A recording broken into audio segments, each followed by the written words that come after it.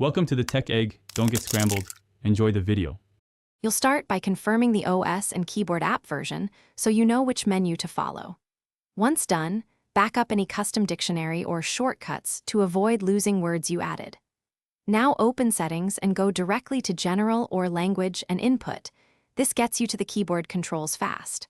While you're there, make sure to enable Developer or Advanced options if available so you can see Autocorrect, text replacement, and keyboard settings in one place before making changes.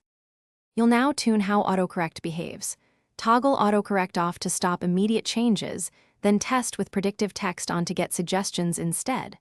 Once that's set, review text replacements and delete erroneous or legacy entries that force bad corrections.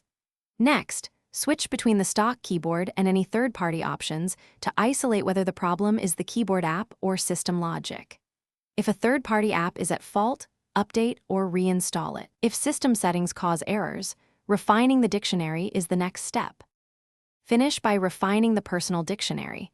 Manually add names, slang, or technical terms you use often so autocorrect learns them. Then clear the keyboard cache or reinstall the keyboard app if you suspect corruption. This often fixes persistent miscorrections. Test typing across messaging, email, and notes to confirm consistent behavior.